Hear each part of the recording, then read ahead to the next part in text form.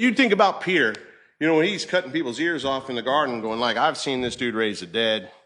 I am boasted in my pride. As long as I'm with him, I can do anything. Then he saw him on the cross. He's like, I don't know him.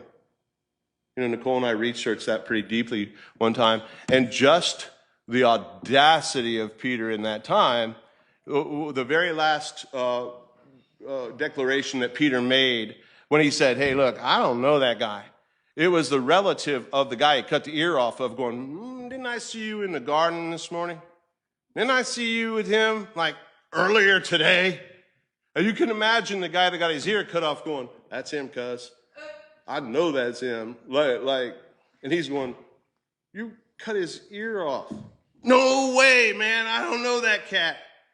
But while Christ is standing there with him, he raised Lazarus from the dead. How many people did he raise from the dead? How many miracles did he do in Capernaum? I mean, we've got to think about Peter watching these people dig a hole through a roof because they can't get to him to lower down a paralytic. And then while this is happening, he's rebuking the church leaders of the day that don't have enough faith. Look, I can perceive what you're saying. But which is greater, to forgive the sin or to heal him? But just to show you I can do both because I am he. Stand up, pick up your mat and walk.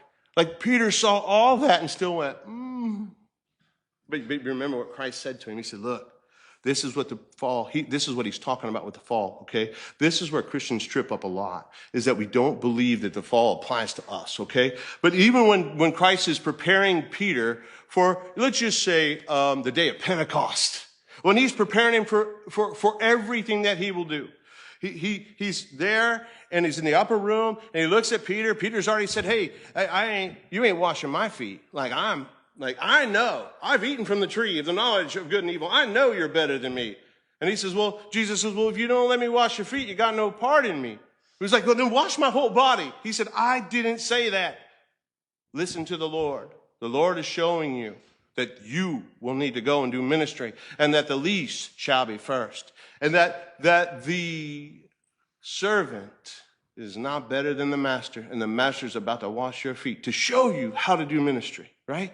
And so Peter's got this argumentative tone, and he doesn't even know it. He thinks he's glorifying God, and sometimes we do too. We get an argumentative tone with God thinking we know what's right. But what does he say? He said, look, the devil has demanded permission to sift you like wheat. He said, but I have prayed to the Father. I have prayed to the Father that your faith would not fail. And when you return, Peter, strengthen your brothers.